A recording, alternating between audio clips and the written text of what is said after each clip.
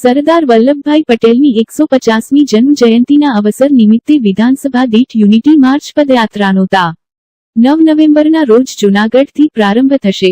જૂનાગઢના મુક્તિદિન 9 નવેમ્બરના રોજ બહાઉદ્દીન કોલેજ ખાતેથી પદયાત્રાનો પ્રારંભ મુખ્યમંત્રી શ્રી ભૂપેન્દ્રભાઈ પટેલ કરાવશે. મુખ્યમંત્રી શ્રી સરદાર ચોકમાં સરદાર વંદના પુષ્પાંજલિ કરશે અને બહાઉદ્દીન કોલેજમાં આરઝી હુકુમતના સ્તંભ ખાતે પૂજનમાં સહભાગી થશે. 8.6 કિલોમીટરની પદયાત્રામાં સંસ્થાઓ અગ્રણીઓ, વિવિધ સમાજના નાગરિકો, શૈક્ષણિક સંસ્થાઓ સહભાગી થશે. 9મી નવેમ્બરની પદયાત્રા માટે તંત્ર દ્વારા તમામ તૈયારીઓ કરવામાં આવી છે. કલેક્ટર શ્રી અનિલકુમાર રાણાવાસિયા તારકચિહ્ન.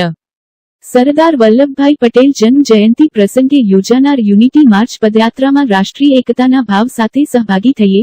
સાંસદ રાજેશભાઈ ચુડાસમા. જૂનાગઢ કલેક્ટર કચેરી ખાતે યુનિટી માર્ચ પદયાત્રા સંદર્ભે પત્રકાર પરિષદ યોજાઈ. યુનિટી માર્ચનો કાર્યક્રમ જૂનાગઢ ખાતે 9 નવેમ્બરે યોજાવા જઈ રહ્યો છે.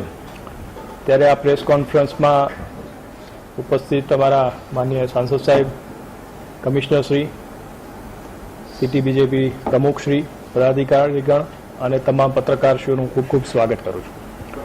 આપ સર્વે જાણો છો એમ આ વર્ષે આપણે સરદાર વલ્લભભાઈ પટેલની 150મી જન્મજયંતિ ઉજવી રહ્યા છે. સમગ્ર દેશ જ્યારે આ જન્મજયંતિ ઉજવી રહ્યો હોય ત્યારે એની સાથે સાથે સમગ્ર રાજ્યમાં પણ વિવિધ પદયાત્રાઓ યોજાવા જઈ રહી છે અને સમગ્ર રાજ્યમાં સૌથી પહેલી પદયાત્રા આપણા જૂનાગઢમાં 9 નવેમ્બરે યોજાવાની છે. એટલે કે 9 નવેમ્બર આપણા જૂનાગઢનો મુક્તિ દિવસ. જૂનાગઢને પાકિસ્તાનના ચંગુલમાંથી છોડાવી અને ભારતનો અભિન્ન અંગ બનાવવામાં સરદાર વલ્લભભાઈ પટેલનો ખૂબ મોટો ફાળો રહ્યો છે. એ સરદાર વલ્લભભાઈ પટેલની જે એક દૂરદર્શિતા અને અડગ નિર્ણય શક્તિ હતી કે જેને આ કાર્ય છે એ સુપેરે પાર પાડ્યું હતું અને આથી જૂનાગઢના લોકોને સરદાર વલ્લભભાઈ પટેલ માટે ખૂબ લાગણી છે અને આ લાગણીને વ્યક્ત કરવાનો આ દિવસ 9 નવેમ્બરે આપણે એક પદયાત્રા યોજી રહ્યા છે. રાજ્ય સરકારમાંથી માનનીય મુખ્યમંત્રી શ્રી આ પદયાત્રામાં જોડાવાના છે. આ પદયાત્રા આપણી જે છે એ બહાઉદ્દીન કોલેજ જે છે ત્યાંથી શરૂ થશે અને ત્યાંથી લઈ અને મોતીબાગ, ઝાંસીની રાણીનું સર્કલ, ત્યાંથી bus stand road, railway crossing, Padar chowk, Kyadavadi, Khalilpur main road, Babunagar main road, Agravat chowk, Sardarnagar main road, railway crossing, Gandhi chowk, Chittakhana, ત્યાંથી આઝાદ ચોક, કાળવા ચોક અને જીમખાના સામે જે આપણો સરદાર ચોક છે ત્યાં આવીને સમાપ્ત થશે. આખી પદયાત્રા છે 8.6 કિલોમીટરની રહેશે. આખી જે વ્યવસ્થા અમે ઘણા દિવસથી એમાં યોજી રહ્યા છે અને ખાસ અગત્યનું એ છે કે આ સમગ્ર પદયાત્રામાં સમાજના વિવિધ વર્ગના લોકો પણ આમાં જોડાવા જઈ રહ્યા છે. એના માટે પણ અલગ અલગ એમની સાથે બેઠકો થઈ છે અને અમે વચ્ચે લગભગ 19 જેટલા સ્થળો એવા આખા રૂટ પર આઈડેન્ટિફાઈ કર્યા છે જ્યાં સાંસ્કૃતિક કાર્યક્રમો પણ યોજાશે. સમાજના અલગ અલગ વર્ગના લોકો પણ ત્યાં પદયાત્રાનું એ સ્વાગત કરવાના છે. એટલે એક આખો માહોલ એવો બને કે જેમાં સમગ્ર જૂનાગઢ શહેર, સિટી અને જે જિલ્લાના લોકો છે એમાં જોડાશે અને પદયાત્રાનું આ સ્વાગત કરવાના છે.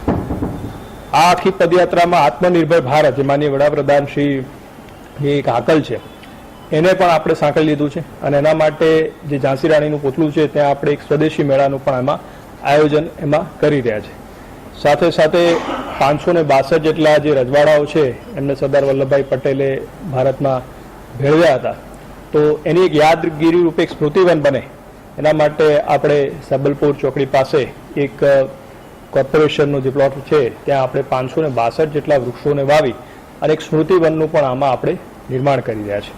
તો આપના માધ્યમથી શહેરીજનોને અને જિલ્લાવાસીઓને મારી આગ્રહભરી વિનંતી છે કે 9 તારીખે સવારે 7:30 વાગે આ પદયાત્રા જ્યારે રવાના થાય ત્યારે આપ મોટી સંખ્યામાં પદયાત્રામાં જોડાવ અને સરદાર વલ્લભભાઈ પટેલ પ્રત્યે આપણી જે લાગણી છે એને આપણે ઉમળકાભેર આમાં વ્યક્ત કરીએ. કમિટી જે છે એ 22 જેટલી અલગ અલગ કમિટીઓ બનાવી છે અને જિલ્લાના અધિકારી, પદાધિકારીઓની પણ એમની અલગથી આખી ટીમ એમાં ગોઠવેલી છે અને બધા જ અલગ અલગ શાળાઓના વિદ્યાર્થીઓ, કોલેજના વિદ્યાર્થીઓ એને પણ આમાં આપણે જોડ્યા છે. કેટલા લોકોની ભીડ અમે એક્સપેક્ટ કરીએ છીએ લગભગ 4,000 લોકો જે છે એ આખી આ પદયાત્રા દરમિયાન જોડાશે. સર પ્રોગ્રામ કેટલા આવે છે? 7:30 સ્કૂલ કોલેજના વિદ્યાર્થીઓ બધા જોડાણ સ્કૂલના વિદ્યાર્થીઓ છે એ જે સ્ટેજ બનાવીશું આપણે ત્યાં વેશભૂષામાં અને ગરબા કયા પ્રકારની કૃતિઓ કરીને ત્યાં ઉભા રહેશે. સાથે સાથે અલગ અલગ જગ્યાએ વિવિધ સમાજના લોકો પણ પોતાના પરંપરાગત પહેરવેશ છે એ લઈને ત્યાં પહેરીને ઉભા રહેશે અને એમનું ફૂલ આખી યાત્રાનું ફૂલ દ્વારા સ્વાગત કરશે.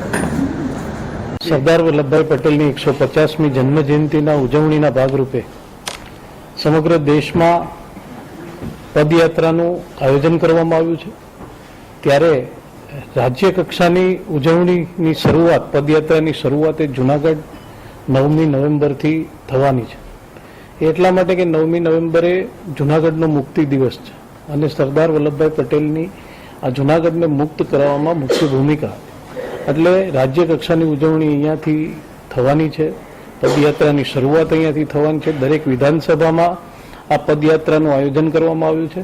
ત્યારે મારી જુનાગઢના લોકોને વિનંતી છે કે આપણે સૌ આ પદયાત્રામાં જોડાય અને દેશ માટે જેમણે કામ કર્યું છે, એક નવા ભારતનું સપનું જે સરદાર વલ્લભભાઈ પટેલની કલ્પના હતી, એ સપનાને સાકાર કરવા માટે આપણે પણ સહભાગી આ પદયાત્રામાં થઈએ એવી વિનંતી છે.